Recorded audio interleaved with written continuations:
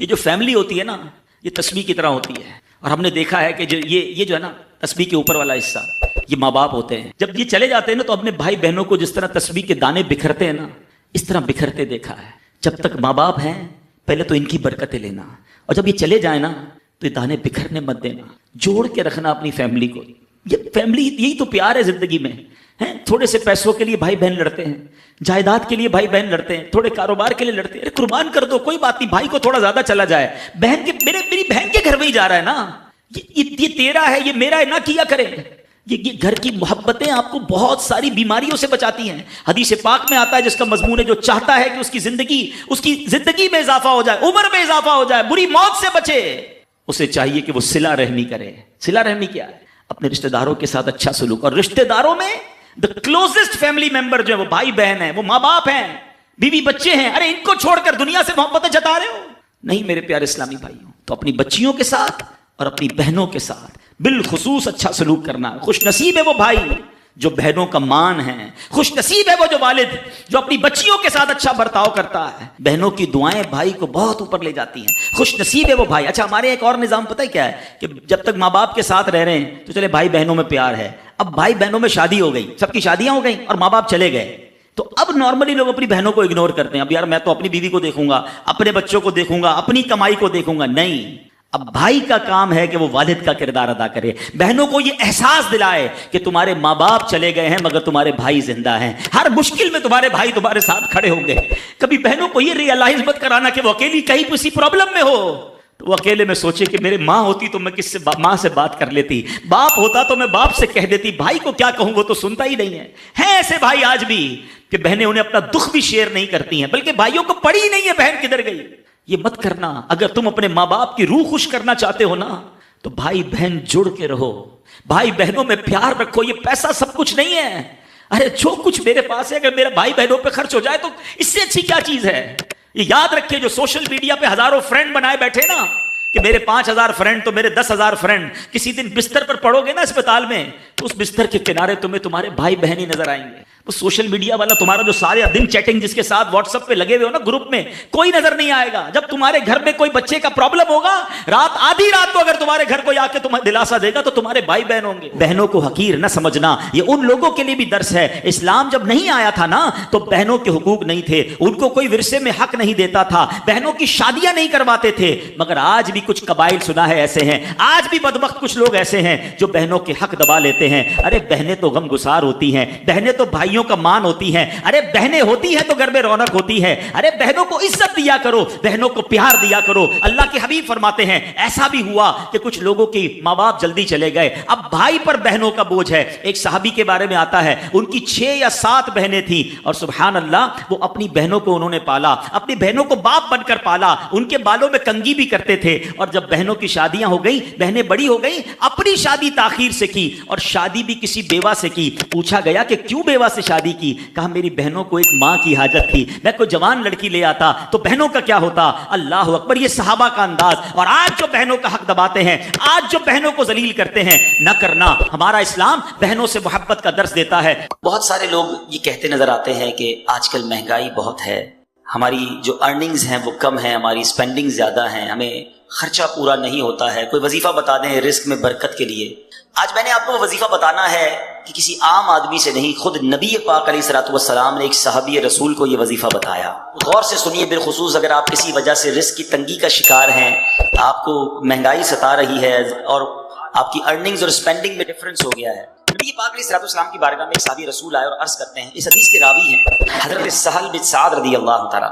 آپ کہتے ہیں ایک شخص نبی پاک کی بارگاہ میں حاضر ہوا.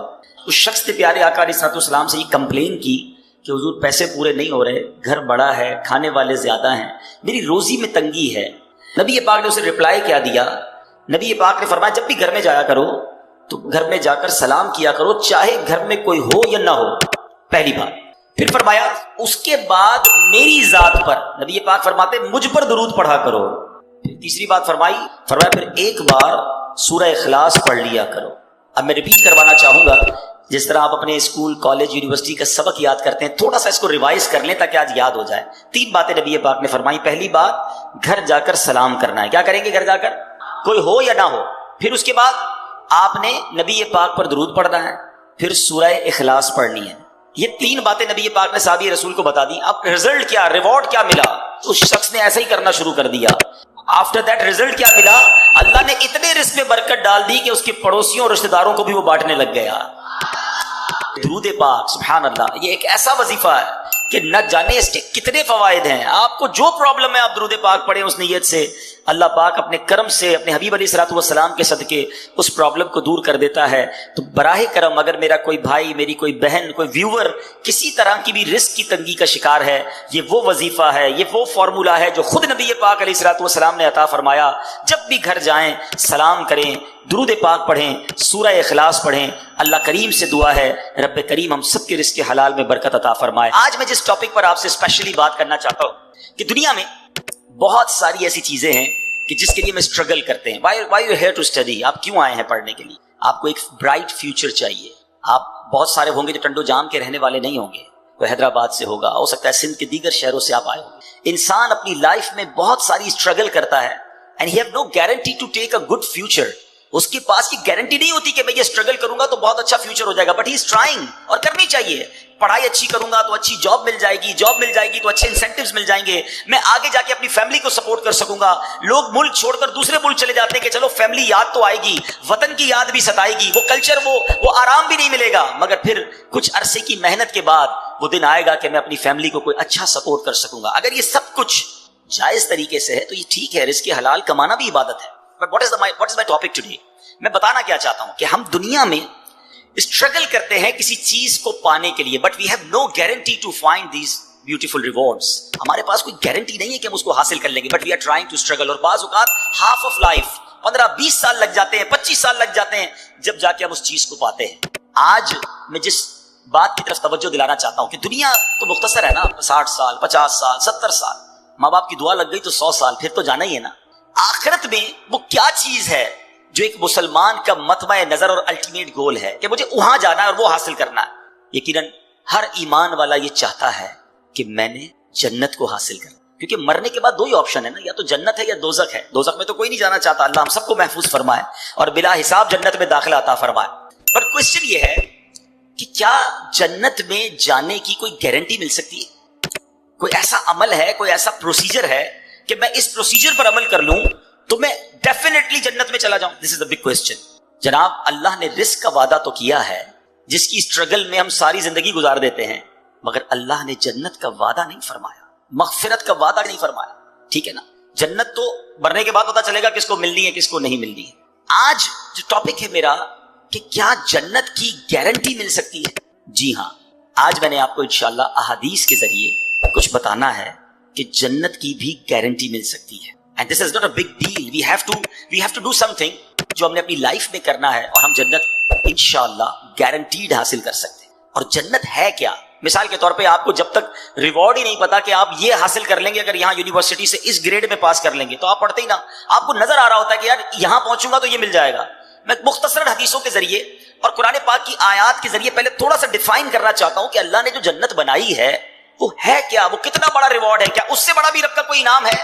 سبحان اللہ. حضرت ابو ہریرہ رضی اللہ تعالیٰ اس حدیث کے راوی ہیں اور ترمذی شریف کی حدیث ہے. کہتے ہیں حضور ہم نے نبی پاک سے عرض کی یا رسول اللہ صلی اللہ تعالیٰ علیہ وسلم ہمیں جنت اور اس کی تعمیر کے متعلق بتائیے. جنت ہے کیسی، اس کے مکان کیسے ہیں، اس کی تعمیر کیسی ہے؟ دا سمری آف حدیث، نبی پاک فرماتے ہیں اس کی 1 اینٹ سونے کی ہے تو 1 اینٹ چاندی کی ہے، اس کا گارا مشک کا ہے اور اس کی کنکریاں موتی اور یاقوت کی ہیں اور اس کی مٹی زعفران کی ہے. There is no، ہم امیجنیشن بھی نہیں کر سکتے کہ وہ کیسی جنت ہے جس کا گارا بھی مشک کا ہے، جس کی مٹی زعفران کی ہے. نبی پاک علیہ الصلوۃ والسلام ایک اور جگہ فرماتے ہیں، مسلم شریف کی حدیث ہے، حضرت ابو ہریرہ رضی اللہ تعالیٰ حدیث کے راوی ہیں، رسول کریم علیہ الصلوۃ والسلام نے فرمایا اللہ تعالیٰ نے ارشاد فرمایا کہ میں نے اپنے نیک بندوں کے لیے ایسی نعمتیں تیار کر رکھی ہیں جن کو نہ تو کسی آنکھ نے دیکھا ہے، نہ اس کی خوبیوں کو کسی کان نے سنا ہے، اور نہ کسی انسان کے دل پر اس کی ماہیت کا خیال گزرا ہے. اس کا مطلب کیا ہوا؟ آج میں آپ کو کہوں کہ دنیا کا سب سے اچھا گھر کون سا ہے، آپ انٹرنیٹ پہ سرچ کریں گے آپ کو دنیا کا سب سے مہنگا گھر نظر آ جائے گا. You can imagine, you can see the pictures of that beautiful house. میں کہوں گا بتاؤ دنیا کی مہنگی سواری کون سی ہے، آپ جناب کسی کا پرائیویٹ جیٹ نکال کے بتا دیں گے کہ دیکھیں یہ کتنی بڑی سواری, کتنی مہنگی سواری ہے, اچھا خوراک دنیا کی کون سی سب سے اچھی ہے, آپ سرچ کر کے مہنگے سے مہنگے کھانے میرے سامنے رکھ دیں گے کہ جناب اس 5 اسٹار 7 اسٹار ہوٹل کا کھانا دنیا کا سب سے بیسٹ ہے. Because we have to chance to see those pictures, ہم پکچرز دیکھ سکتے ہیں, ہم امیجن کر سکتے ہیں کہ رب فرماتا ہے, حدیث قدسی ہے, نہ کسی آنکھ نے دیکھا, نہ کسی کان نے سنا, نہ کسی ذہن کا خیال پہنچا, ہماری امیجنیشن سے بھی بیونڈ, ہم سوچ بھی نہیں سکتے. اللہ نے وہ جنت میں نعمتیں تیار کر رکھی ہیں, تو پھر کیوں نہ جنت کی تیاری کی جائے, پھر کیوں نہ جنت کے لیے اسٹرگل کیا جائے. اب سوال یہ پیدا ہوتا ہے کہ جناب ہم یونیورسٹی سے فارغ تو ہو جائیں گے, بڑی ڈگری حاصل کر لیں گے, مگر جس پوسٹ پر جانا ہے وہاں 4 ہی پوسٹ اویلیبل ہیں, 400 اسٹوڈنٹ میں سے 4 کو سیٹ ملے گی. کیا جنت بھی ایسا ہی ہے کہ ہم سارے ہی کوشش کر لیں, بلکہ دنیا کے سارے مسلمان کوشش کر لیں, تو کیا سلیکٹڈ سیٹس ہیں جنت میں؟ جگہ تھوڑی تو نہیں, اربوں مسلمان ہیں, کون جنت میں جائے گا؟ سبحان اللہ. سنو میرے رب کی جنت کتنی بڑی ہے. ترمذی شریف کی حدیث ہے, نبی پاک فرماتے ہیں کہ جنت میں 100 منزلیں ہیں, اور ان میں سے ہر 2 منزلوں کے درمیان اتنا فاصلہ ہے جتنا زمین اور آسمان کے درمیان فاصلہ ہے. میرے رب کی جنت بہت بڑی ہے, اس کی جنت بڑی وسیع ہے. اب سنو, یہاں دنیا میں کوئی مہنگا لباس پہن لے ہم ڈی مورلائز ہو جاتے ہیں, مگر جنتیوں کا لباس کیا ہوگا؟ قرآن کہتا ہے وہ اس میں سونے کے کنگن پہنائے جائیں گے اور سبز کپڑے قریب اور کنادیس کے پہنیں گے. جنتیوں کو جنتی لباس پہنایا جائے گا. سنو, جنتیوں کی عمریں کتنی ہوں گی؟ ہو سکتا ہے دنیا سے کوئی 70-80 سال کی عمر میں جائے, کوئی بچپن میں چلا جائے. حدیث پاک کا مضمون ہے کہ اہل جنت سے کوئی چھوٹا یا بوڑھا مر جائے گا تو اسے جنت میں 30 سال کا بنا دیا جائے گا. سارے جنتی جو ہیں وہ 30 سال کے ہوں گے. سبحان اللہ. اب جنتیوں کا کھانا کیا ہوگا؟ قرآن کہتا ہے وَفَاكِهَةٍ مِّمَّا يَتَخَيَّرُونَ وَلَحْمِ طَيْرٍ مِّمَّا يَشْتَهُونَ, اور میوے جو پسند کریں اور پرندوں کا گوشت جو چاہیں. سبحان اللہ. نبی پاک علیہ الصلوۃ والسلام فرماتے ہیں جنتیوں میں جو سب سے نچلے درجے کا جنتی ہوگا, لوئسٹ گریڈ یا کیٹیگری کا جنتی ہوگا, اس کے ساتھ 10,000 خادم کھڑے ہوں گے. سب کے ہاتھ میں 2 پیالے ہوں گے, دونوں پیالوں میں ایک سونے کا ہوگا, ایک چاندی کا ہوگا. ہر پیالے میں کھانے کی ایسی قسم ہوگی جو دوسرے میں نہ ہوگی. وہ آخر سے بھی ایسے ہی کھائے گا جیسے شروع میں کھائے گا. اس کو اس طرح سمجھیے, آپ کو بھوک لگی ہو اور بریانی آپ کو بڑی پسند ہو, آپ بریانی کا پہلی پلیٹ کھائیں گے, بہت شوق سے بڑی رغبت سے کھائیں گے. اگر دوسرا کھائیں گے تو اب پیٹ بھر چکا ہوگا, اتنی لذت نہیں آئے گی. فرمایا جنت میں بندہ جتنا کھائے گا اس کی لذت میں کمی نہ ہوگی, ہر نوالا پہلے نوالے جیسا ٹیسٹ دے رہا ہوگا. سبحان اللہ. اسی طرح جنتیوں کا مشروب کیا ہوگا؟ رب کا کلام فرماتا ہے یطوف علیہم ولدان مخلدون باکواب واباریک وکأس من معین لا یصدعون عنہا ولا ینزفون. قرآن فرماتا ہے ان کے لیے گرد پھریں گے ہمیشہ رہنے والے لڑکے, کوزے اور آفتابے اور جام, اور آنکھوں کے سامنے بہتی شراب کہ اس سے نہ ان کے سر میں درد ہو اور نہ ہوش میں فرق آئے. ایسی پاکیزہ شراب ہوگی جو بدہوش کرنے والی نہیں ہوگی. اے دنیا کی گندی شراب پینے والو, اے دنیا کے حرام کھانے والو, اے دنیا کی حرام روزی کما کر اپنے مہنگے لباس خریدنے والو, تھوڑا صبر کر لو, حرام سے بچا لو. اللہ نے جنتیوں کے لیے جنتی لباس, جنتی کھانے اور پاک شراب تیار کر رکھی ہے. اور سنیے, آج بڑا عجیب کلچر ہو گیا ہے, مجھے بولتے ہوئے بھی اچھا نہیں لگ رہا, مگر چونکہ ینگسٹرز بیٹھے ہیں اور شیطان زیادہ حملہ آور ہوتا ہے. آج مرد و عورت کے جو معاملات ہیں, آج جس طرح بے پردگی اور بے حیائی بڑھتی جا رہی ہے, آج اپنے نفس کے لیے حرام کی طرف جو لوگ جا رہے ہیں, خدا کے واسطے حرام عورتوں کی طرف, برے کاموں کی طرف, بے حیائی کی طرف نہ جاؤ. اللہ تبارک و تعالیٰ نے جنت میں حوریں تیار کر رکھی ہیں, اور وہ حوریں ایسی ہیں کہ دنیا میں کوئی اس کا مماثل اور کوئی اس کا مقابل نہیں ہے. نبی پاک علیہ الصلوۃ والسلام فرماتے ہیں اگر کوئی جنتی حور زمین کی طرف جھانکے تو آسمان سے زمین تک روشن ہو جائے, اور ساری فضا زمین سے آسمان تک خوشبو سے معطر ہو جائے, اور اس کے سر کی اوڑھنی جو جنتی حور دوپٹہ پہنتی ہے وہ دنیا و ما فیہا جو کچھ ہے ان سب سے بہتر ہے. یہ میں نے ایک چھوٹا سا بڑا بریف انٹروڈکشن آپ کو جنت کا دیا ہے. خدا کی قسم اگر جنت کی باتیں پڑھیں, جنت کے بارے میں ڈیٹیل سے سنیں, تو ابھی بندے کا جی چاہتا ہے پھر اس دنیا میں کیا رکھا ہے. اے اللہ ایمان اور عافیت کے ساتھ مدینے والی موت دے دے اور اپنی جنت میں جلدی ہمیں بلا حساب داخلہ عطا فرما دے. تو بہرحال یہ ہے وہ جنت. اب آتے ہیں what is the guarantee to enter in paradise? Is there any formula to get in paradise? کوئی طریقہ ہے کہ ہم جنت میں گارنٹیڈ چلے جائیں؟ جی ہاں, گارنٹی دینے والی ذات کون ہے؟ وہ ذات ہے جس کو رب نے اپنے خزانوں کا مالک بنایا ہے. اللہ کے حبیب جناب رحمت للعالمین صلی اللہ تعالی علیہ وسلم کی اب میں نے آپ کو حدیث سنانی ہے, اور یہ حدیث بخاری شریف کی حدیث ہے. نبی پاک فرماتے ہیں, حدیث پاک کا مضمون سمری آف حدیث, جو مجھے 2 چیزوں کی گارنٹی دے دے میں اسے جنت کی گارنٹی دیتا ہوں. اس کا مطلب کیا ہوا؟ there is no big list. تو بہت بڑی لسٹ نہیں ہے. اے اسٹوڈنٹس، مجھے سننے والے جتنے لوگ سن رہے ہیں، دو چیزوں کی گارنٹی مانگی ہے نبی پاک نے. if anybody give me guarantee for 2 things، میں اسے جنت کی گارنٹی دیتا. وہ 2 چیزیں کیا ہیں؟ میرے آقا فرماتے ہیں مجھے 2 جبڑوں کے درمیان والی چیز اور 2 ٹانگوں کے درمیان والی چیز کی جو کوئی گارنٹی دے دے، میں اسے جنت کی ضمانت دیتا ہوں.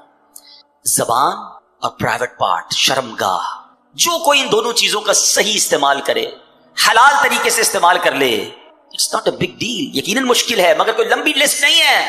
اگر ہم اس پر کانشیس ہو جائیں، پلان کر لیں، آج سے اپنے اوپر لازم کر لیں کہ میں نے اپنی زبان اور اپنی شرمگاہ کی حفاظت کرنی ہے. سبحان اللہ. نبی پاک اللہ کے حبیب ہیں، وعدہ فرما رہے ہیں کہ میں اسے جنت کی ضمانت دیتا ہوں. میرا یہ موضوع نہیں ہے مگر اس شاکان رسول کے لیے ایک بڑا خوبصورت نقطہ پیش کر کے آگے چلتا ہوں کہ گارنٹی کون دے سکتا ہے؟ اس کا مطلب وہی گارنٹی دے سکتا ہے جس کے پاس اتھارٹی ہو. یہ ذرا غور کرنے والی بات ہے. گارنٹی وہی دے سکتا ہے آپ کو. آپ کے اس کالج میں داخلے کی گارنٹی وہ دے سکتا ہے جس کے پاس یہ اتھارٹی ہو کہ وہ سائن کر دے تو پھر اس کے اوپر کوئی کلیم نہیں کر سکتا. اس کا کہنا آخر ہوگا. اللہ اکبر. اللہ نے اپنے حبیب کو یہ پاور، یہ اتھارٹی دی ہے کہ رسول اللہ جس کے بارے میں فرما دے رب اسے جنت میں داخل فرما دے گا. اللہ نے اپنے حبیب کو یہ اتھارٹی دی ہے. سبحان اللہ. ایسے ہی کوئی نہیں کہہ سکتا کہ میں گارنٹی دیتا ہوں. تو نبی پاک کا یہ فرمانا اس بات پر دلالت کرتا ہے کہ اللہ نے اپنے حبیب کو کیسے کیسے اختیارات سے نوازا تھا. اب آتے ہیں 2 چیزوں کی بات ہوئی اور میں اپنے اس پورے ٹاپک کو ان دونوں چیزوں کے گرد رکھوں گا کہ ہم نے اپنی زبان کیسے استعمال کرنی ہے اور اپنے آپ کو، اپنے پرائیویٹ پارٹس کو، اپنے آپ کو حرام کاری اور بدکاری سے کیسے بچانا ہے. یہ کتنے بڑے گناہ ہیں. زبان کیا ہے ذرا سمجھیے گا. نبی پاک علیہ الصلوۃ والسلام کی ایک حدیث سنیے گا تاکہ آپ کو اندازہ ہو کہ زبان کتنی اہمیت کی حامل. حضرت سیدنا ابو سعید خدری رضی اللہ تعالیٰ عنہ حدیث کے راوی ہیں کہ نبی کریم علیہ الصلوۃ والسلام نے فرمایا جب آدمی صبح کرتا ہے تو اس کے جسم کے تمام پارٹس آف دا باڈی زبان سے کیا کہتے ہیں؟ ہمارے ہر پارٹ آف دا باڈی، ہاتھ، آنکھیں، کان، پیر، زبان سے کچھ کہتے ہیں. حدیث پاک ہے every part of the body کیا کہتا ہے زبان سے کہ اے زبان تو ہمارے معاملے میں اللہ سے ڈر، کیونکہ ہم تیرے ساتھ اور تیرے تابع ہیں، ہم بلونگ کرتے ہیں تجھ سے. اگر تو سیدھی رہے گی تو ہم سیدھے رہیں گے، اگر تو ٹیڑھی ہو گئی تو ہم بھی ٹیڑھے ہو جائیں گے. زبان ہی تو کسی کا دل توڑتی ہے نا. زبان ہی تو کسی کو گالی دیتی ہے. زبان ہی تو کسی سے جھگڑا کرتی ہے. آخر مار تو پوری باڈی کو پڑتی ہے نا. تو زبان سے سارے اعضاء کہتے ہیں تو نے سیدھا رہنا ہے، اگر تو ٹیڑھی ہو گئی تو ہم بھی ٹیڑھے ہو جائیں گے. اللہ اکبر. ایک بار نبی پاک علیہ الصلوۃ والسلام کی بارگاہ میں ایک صحابی آئے. صحابی کا نام حضرت سیدنا حارث بن بشام رضی اللہ تعالیٰ عنہ. کہتے یا رسول اللہ کوئی ایسا عمل بتا دیں جس کو میں اپنے اوپر لازم کر لوں. نبی پاک علیہ الصلوۃ والسلام نے فرمایا اپنی زبان کی طرف اشارہ کر اس کو قابو کر لو. آپ سوچئے میرے آقا علیہ الصلوۃ والسلام کے نزدیک زبان کی کتنی امپورٹنس تھی. اور یہ زبان بندے کو کہاں پہنچا سکتی ہے؟ جنت میں پہنچا سکتی ہے، اور یہی زبان بندے کو دوزخ میں پہنچا سکتی ہے. Please try to understand the importance of tongue. یہ زبان کدھر بندے کو پھنسوا سکتی ہے. یہ حدیث ذرا سنیے گا. ترمذی کی حدیث. حضرت سیدنا بلال بن حارث رضی اللہ عنہ راوی ہیں. کتنے پیارے آقا علیہ الصلوۃ والسلام فرماتے ہیں بندہ زبان سے بھلائی کا ایک کلمہ نکالتا ہے، ایک جملہ بھلائی کا نکالتا ہے، حالانکہ وہ اس کی قدر و قیمت نہیں جانتا، اس کے باعث اللہ تعالیٰ اس کے لیے اپنی رضامندی لکھ دیتا ہے. زندگی میں کوئی ایسا اچھا جملہ نکل جاتا ہے کہ اللہ اس سے اتنا راضی ہو جاتا ہے کہ سبحان اللہ اس کے لیے رضامندی لکھ دیتا ہے. آقا آگے حدیث میں فرماتے ہیں اور بے شک ایک بندہ اپنی زبان سے ایک برا کلمہ نکالتا ہے اور وہ اس کی حقیقت نہیں جانتا، اللہ عز و جل اس کی بنا پر اس کے لیے قیامت تک کے لیے اپنی ناراضگی لکھ دے. آج بولتے ہوئے سوچتا کون ہے کہ میں کیا بول رہا ہوں، کیسے بول رہا ہوں؟ جو منہ میں آیا وہ بولنا ہے، جیسے آیا ویسے بولنا ہے. یہ سوچنا ہی نہیں کہ میرا یہ جملہ میرے ایمان پر کیا امپیکٹ کرے گا، میرے دین، میرے عقیدے پر کیا امپیکٹ کرے گا، اللہ رسول کی کہیں اس پہ گستاخی تو نہیں ہو جائے گی، کہیں ضروریات دین کا کوئی انکار تو نہیں ہو جائے گا، کہیں سامنے والے مسلمان کا دل تو نہیں ٹوٹ جائے گا، کہیں کسی کو تکلیف تو نہیں پہنچ جائے گی. نہیں جناب، میری زبان ہے، میں جو چاہے بولوں. بڑی پیاری بات دانا لوگ کہتے ہیں کہ آپ سوچیں ہر عضو جو ہے وہ فری ہے، آنکھوں کے آگے کوئی بہت زیادہ چیزیں نہیں ہیں، کان بالکل کلیئر ہے، مگر زبان کے لیے 32 پہرے دار دیے گئے ہیں. جبڑا پورا زبان کو بند کر کے رکھا ہوا ہے، لیکن جب بندہ بولتا ہے تو ان پہرے داروں کا بھی خیال نہیں کرتا اور سامنے والے کا دل توڑ دیتا. اس زبان سے ہم جنت کما سکتے ہیں. جی ہاں، ذرا مل کے کہیے سبحان اللہ، زور سے کہیے الحمدللہ، اب کہیے اللہ اکبر. بڑے کیلکولیٹڈ لوگ بیٹھے ہیں، پڑھے لکھے لوگ بیٹھے ہیں. میں آپ سے پوچھتا ہوں کتنی دیر لگی یہ 3 سینٹنس کہنے میں آپ کو؟ لیس دین 30 سیکنڈز. آئی ہوپ 15 سیکنڈز لگے ہوں گے. ٹھیک ہے نا؟ میں آپ سے سوال کرتا ہوں ود ان 15 سیکنڈز اس دنیا میں آپ کیا ارن کر سکتے ہیں، کتنا کما سکتے ہیں؟ آپ بڑی سی بڑی پوسٹ پہ پہنچ جائیں, بڑے سے بڑا بزنس کر لیں, میں دعویٰ کرتا ہوں آپ کو, اگر آپ مثال دیتا ہوں, چلیں تھوڑی سی آپ کا ایگزام کیلکولیشن بھی چیک کر لیتے ہیں, ٹھیک ہے. اگر کوئی شخص مہینے کے 10 لاکھ روپے کماتا ہو, ایسے بہت تھوڑے لوگ ہوں گے یہاں پر, چلے مان لیا کہ آپ 10 لاکھ کماتے ہیں, تو آپ روزانہ کتنے کماتے ہیں؟ تھوڑی سی کیلکولیشن کر لیں. میرے حساب سے 33,000 روپے بن جائیں گے, 33,000 35,000 موٹا حساب پکڑ لیں. روز کی آپ کی آمدنی 35,000 ہو گئی. اب اس کو ڈیوائڈ کر دیں 24 گھنٹے پر, ٹھیک ہے. موٹا حساب اگر پکڑ لیں تو شاید 1300-1400 روپے بن جائیں گے گھنٹے کے. 1500 روپے لے لیں بھائی, چلے اور زیادہ بڑا حساب کر لیں. 1500 روپے گھنٹے کے آپ کماتے ہیں تو اس کو ڈیوائڈ کر دیں 60 پر. اب منٹ کے پیسے بنائیں تو 1500 روپے کی اگر آپ منٹ پہ پیسے آ جائیں گے تو آپ کے یہ پیسے کتنے بنیں گے؟ شاید 60 منٹس پہ آپ کریں گے تو 40 روپے بنیں گے. اب آپ اس کو لے آئیں 15 سیکنڈ پر یا آدھے منٹ پر, تو پتا چلا کہ مہینے کے 10 لاکھ کمانے والا بھی 1 منٹ میں چند روپے ہی کما سکتا ہے. ایسا ہی ہے نا؟ مگر اے اس ہال میں بیٹھنے والے عاشقان رسول, ود ان 15 سیکنڈز پتا ہے آپ نے کیا کمایا ہے؟ میں نہیں کہہ رہا, اللہ کے نبی کے سچے وعدے ہیں, جو ایک بار سبحان اللہ کہے اس کے لیے جنت میں درخت لگا دیا جاتا ہے, ایک بار الحمدللہ کہے اس کے لیے جنت میں درخت لگا دیا جاتا ہے, ایک بار اللہ اکبر کہنے والے کے لیے جنت میں درخت لگا دیا جاتا ہے. دس از دا امپورٹنس آف ٹنگ. یہ زبان کی اہمیت ہے کہ بیٹھے بیٹھے وہ کما سکتا ہے بندہ جو دنیا میں بیٹھ کے نہیں کما سکتا. مگر اسی طرح اس زبان سے ہی ایسے جملے بھی کوئی کہہ جاتا ہے جو ایمان سے ہی فارغ ہو جاتا ہے. یاد رکھیے, بے ادبی, گستاخی, اللہ کی شان میں کوئی ایسا جملہ کہہ دیا, نبی پاک کے بارے میں کچھ ایسا معاذ اللہ کہہ دیا, انسان ایمان سے ہی چلا جائے گا, پتہ بھی نہیں چلے گا. اور آج کل یہ باقاعدہ پلان کیا گیا ہے, فلمی گانوں میں, چٹکلوں میں, کامیڈی شو میں عجیب عجیب سی باتیں پھیلائی جاتی ہیں کہ لوگ مزے مزے لے کے سن رہے ہوتے ہیں, ہنس رہے ہوتے ہیں, کہکے لگا رہے ہوتے ہیں, یہ دوستوں کو سنا رہے ہوتے ہیں, آگے فارورڈ کر رہے ہوتے ہیں, دیکھو یار کیا زبردست چٹکلا آیا ہے, کیسا زبردست اس نے جوک سنایا ہے. جوک کے ذریعے ایمان پر بات کر رہے ہو. سوچتے نہیں کہ وی آر مسلمز, ہماری کوئی باؤنڈری ہے, ہم اللہ رسول اور جنت دوزخ کے بارے میں, قیامت کے بارے میں مذاق نہیں کر سکتے. مگر کس کو پڑی ہے اس کی؟ بھائی چار کہکے لگیں گے, دوست کہیں گے کیسا جناب جولی دوست ہے, ہر بار ملتا ہے نیا لطیفہ سناتا ہے, ہر بار ملتا ہے ایک نیا جوک لے کر آتا ہے. ہم دوستوں کو خوش کرنے کے لیے ایمان پر بات کر جاتے ہیں. یہ سوچتے نہیں کہ یہ زبان مجھے جہنم کے گہرے گڑھے میں گرا سکتی ہے. خدا را اس بات پر اویئر رہیے کہ شیطان یہ چاہتا ہے کہ میں نے تو جہنم میں جانا ہے, میں اپنے ساتھ ان کو بھی جہنم میں لے جاؤں. اب یہاں شیطان ایک وسوسہ کسی کے ذہن میں ڈال سکتا ہے کہ یار کیا ایک جملے سے ایمان چلا جائے گا؟ اتنا ہم نے بچپن سے مسلمان ہیں, کیا ایک جملہ کہہ کر ہمارا ایمان ہم سے چلا جائے گا؟ جی جناب, میں آپ کو ایک ایگزامپل کے ذریعے سمجھاتا ہوں کہ جملے کی اہمیت اور ورڈنگز کی اہمیت کتنی ہے. میں آپ سے سوال کرتا ہوں, ایک بندہ 70 سال تک ساری زندگی غیر مسلم رہا اور مرنے سے تھوڑی دیر پہلے صدق کے دل کے ساتھ کلمہ پڑھ لیا, کیا ہو گیا وہ؟ جواب دو نا, مسلمان ہو گیا نا, پچھلی کفر کی زندگی ختم ہو گئی ہے. احادیث کا مضمون ہے بندہ جب مسلمان ہوتا ہے اس کے پچھلے گناہ بھی معاف کر دیے جاتے ہیں. ایک جملہ جب اسے کفر سے اسلام کی وادی میں لا سکتا ہے تو یہی ایک جملہ کسی کو ایمان سے کفر میں بھی مبتلا کر سکتا ہے. پلیز بولنے سے پہلے سوچو تو صحیح ہم کیا بول رہے ہیں, ٹھیک ہے؟ تو بہت ساری مثالیں ہیں کہ ایک جملے سے معاملہ سارا ہی چینج ہو جاتا ہے. اللہ کرے کہ ہم زبان کی احتیاط کو سمجھیں اور اپنے ایمان کی قدر کریں. حدیث پاک کا مضمون ہے کہ ابن آدم 4 قسم کے طبقات پر ہیں. there are 4 categories. آقا فرماتے ہیں کہ کچھ لوگ وہ ہوتے ہیں, حدیث پاک کا مضمون ہے, جو مسلمان پیدا ہوتے ہیں اور مسلمان ہی والی زندگی گزارتے ہیں, ایمان پر ہی ان کا خاتمہ ہوتا ہے. اللہ سے دعا کرتے ہیں اللہ ہمیں اس کیٹیگری میں شامل رکھے. اے اللہ تو نے ہی مسلمان پیدا کیا ہے, ساری زندگی مسلمان رکھی اور ایمان پر ہی ہمارا خاتمہ ہو جائے.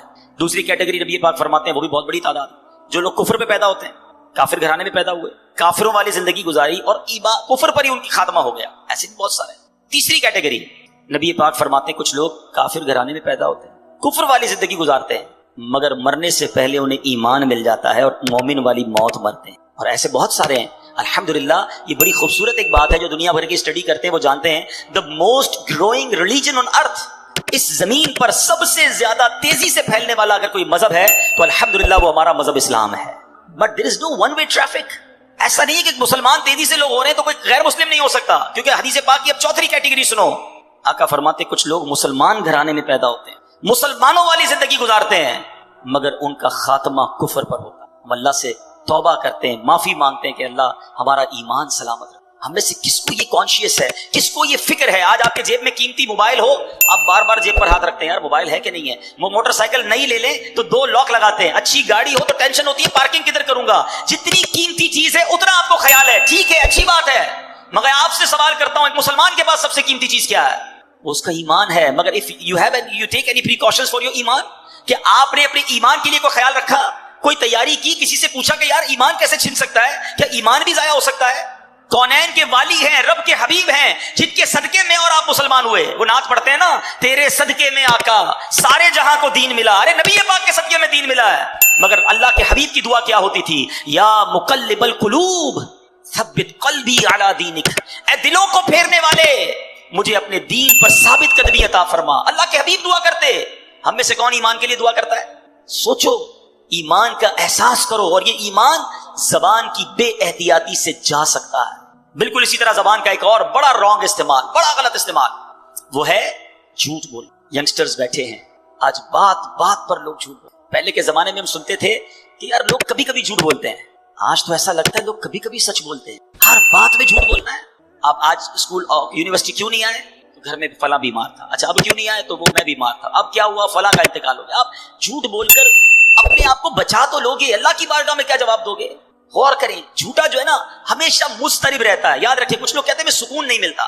آج میں آپ کو فارمولا دے دیتا ہوں. If you want to become a peaceful, اگر آپ چاہتے ہیں کہ آپ کا مائنڈ سیٹ بھی پیسفل رہے, آپ سکون کی نیند سوئیں, آپ سچ بولنا شروع کریں. سچا ہمیشہ پرسکون, جھوٹا مضطرب اور ٹینشن میں رہتا ہے. وجہ کیا ہے؟ وہ سب کو جھوٹ بول کے ٹینشن میں رہ رہا ہوتا ہے. کدھر رہتے ہو؟ غلط بتایا ہے. کیا کرتے ہو؟ غلط بتایا ہے. کون سے ڈپارٹمنٹ میں؟ غلط بتایا ہے. تنخواہ کتنی ہے؟ غلط بتایا ہے. برادری کون سی ہے؟ وہ بھی غلط بتایا, کیونکہ بتانا نہیں ہے میں کیا کرتا ہوں. اب غریب علاقے سے آیا ہے, کہتا میں امیر علاقے سے ہوں. اب جھوٹ بولا تو اب یاد رکھنا پڑے گا کہ میں نے فلاں کو گھر یہ بتایا تھا, فلاں کو خاندان یہ بتایا تھا, فلاں کو گریڈ یہ بتایا تھا. ہر وقت اپنی فائل یاد رکھنی ہوگی کہ میں نے کہاں کیا جھوٹ بولا ہے. سچے کو تو کوئی ٹینشن نہیں ہے نا, جو بتایا تھا صحیح بتایا تھا, دوبارہ پوچھو گے دوبارہ بھی بتا دوں گا. ہمیشہ سچ بولیں, کیونکہ ہم سچے نبی کے غلام ہیں. سید اعلیٰ حضرت کیا کہتے ہیں؟ سچی بات سکھاتے یہ ہیں, سیدھی راہ چلاتے یہ ہیں. سچے نبی کا غلام کیسے جھوٹا ہو سکتا ہے؟ اور اتنا سخت عذاب ہے جھوٹ بولنے والے کے بارے میں. نبی پاک علیہ الصلوۃ والسلام کو شب معراج ایک شخص دکھایا گیا کہ جس کو فرشتے اس کے ایک گال پر, کبھی آپ ڈینٹسٹ کے پاس گئے؟ ڈینٹسٹ جب کسی کی داڑھ وغیرہ میں کوئی علاج کرتا ہے نا تو منہ کو کھولتا ہے زیادہ. جب زیادہ منہ کھلتا ہے تو بہت درد ہوتا ہے, جبڑے بھی درد ہونا شروع ہو جاتے ہیں. نبی پاک فرماتے ایک زنبور ہوگا, لوہے کا ہک کہہ لیں, ایک بندے کے گال میں ڈالا گیا اور اس کو چیرتے ہوئے فرشتے گدی تک لے گئے. دوبارہ ادھر آیا فرشتہ اور یہ والا گال بھی چیرتے ہوئے گدی تک لے گیا. جب یہ والا گال گدی تک لے گیا تو یہ ٹھیک ہو گیا. یہ دوبارہ کام شروع ہو گیا. ایک کے بعد ایک کنٹینیو عذاب ہو رہا ہے. نبی پاک نے کوسچن کیا کہ یہ کون ہے, اس شخص کو یہ عذاب کیوں ہو رہا ہے؟ کہ حضور یہ جھوٹ بولنے والے جو دنیا میں جھوٹ بولتے تھے. کیوں جھوٹ؟ نبی پاک علیہ الصلوۃ والسلام فرماتے جب بندہ جھوٹ بولتا ہے نا تو اس کی منہ سے ایک ایسی بدبو نکلتی ہے کہ اس منہ سے فرشتہ 1 میل دور چلا جاتا ہے. اب مجھے کئی لوگ ملتے ہیں, آپ کو بھی ملتے ہوں گے, یار مزہ نہیں ہے طبیعت میں, گھر میں برکت نہیں ہے, کاروبار ٹھیک نہیں ہے, جو دیکھو بیمار ہے, ٹینشن بڑی ہے, گھر میں لڑائی جھگڑے بڑے ہیں. میں آپ سے پوچھتا ہوں آپ کے گھر میں رحمت کے فرشتے کیسے آئیں گے؟ آپ جھوٹ بول بول بول کر رحمت کے فرشتے دور کر دیے. خدا را سمجھیے, جھوٹ اللہ کو سخت ناپسند ہے. مسلمان کیسے جھوٹا ہو سکتا ہے؟ اس کو منافق کی نشانی کہا گیا. تو اپنی زبان سے اگر جنت حاصل کرنی ہے تو اس زبان کو جھوٹ سے بچانا ہو. اور اسی جھوٹ کا ایک اور عجیب و غریب کانسیپٹ اب کیا آ گیا ہے کہ اب جوکس بنانے, جب سے سوشل میڈیا آیا ہے ہماری نوجوان نسل کو تو پاگل کر کے رکھ دیا ہے. سارا ٹائم ہمارا جناب سوشل میڈیا میں جا رہا ہے. اب کیا ہو گیا, میرے وہ بھائی جو اب پتہ نہیں وہ ٹک ٹاک بناتے ہیں, اب پرینک کا زمانہ آ گیا ہے کہ جناب کسی کے ساتھ پرینک کریں گے, تھوڑا مزہ آئے گا, اس کو ستائیں گے, اس کے ساتھ کوئی ایسا جھوٹ بولیں گے. پہلے تو اپریل فول پر جھوٹ بولتے تھے, اب اس کو کنڈیم کرتے تھے, اب تو پورا سال ہی فول ہے بھائی. جس کو دیکھو نیا پرینک بنانا ہے. کیا بنانا ہے؟ فلاں کو کہیں گے تیری ماں بیمار ہو گئی, فلاں کو کہیں گے یہ مسئلہ ہو گیا, اس کے سامنے کوئی ایسی بات کریں گے جس سے وہ پریشان ہو جائے, اس کی ویڈیو بنائیں گے. استغفر اللہ. سوچئے آپ گناہ کی بھی ویڈیو بنا رہے ہیں اپنی کچھ چھوٹی سی ویڈیو کے لیے. جو ٹک ٹاک بناتے ہیں, جو ویڈیوز بناتے ہیں اور چاہتے ہیں میرے کچھ لائکس آ جائیں, میں ذرا تھوڑا سا پاپولر ہو جاؤں, یہ چند لائکس تمہیں مروا نہ دیں. آپ گناہ کی گواہی چھوڑ رہے ہیں. سوچو ایک گناہ وہ تھا رات کے اندھیرے میں بندے نے کیا, اللہ جانتا ہے, وہ جانتا ہے, اور توبہ کر لے اللہ سے, وہ کریم ہے معاف کر دے گا. مگر آپ اپنا گناہ کر کے ویڈیو میں چھوڑ کے جا رہے ہیں. میں مر بھی جاؤں تب بھی لوگ دیکھتے رہے اور مجھے قبر میں بھی گناہ ملتا رہے. سوچیے کیا کر رہے ہیں, یہ شیطان کدھر لے جا رہا ہے آپ کو ویڈیو بنانی ہے, سبحان اللہ, کوئی نیکی کی بات کر کے ویڈیو چھوڑ دیں, لاکھوں لوگ دیکھیں, اللہ کرے اور آپ کو روز ثواب ملتا رہے. میں دنیا میں نہ رہوں, لوگ میرا بیان سنیں, لوگ میری بات سنیں اور اللہ کرے عمل کرتے رہے اور مجھے قبر میں بھی ثواب کا تحفہ ملتا رہے. وہ لوگ جو ثواب جاریہ والی زندگی گزارتے ہیں اللہ انہیں مبارک کرے. مگر سوچے وہ شخص کہ وہ ایسا گناہ کر کے جا رہا ہے کہ خود دنیا میں نہ رہے, وہ گناہ باقی رہے گا, اس پر لوگ عمل کرتے رہیں گے اور ایسا نہ ہو تمہیں قبر میں بھی عذاب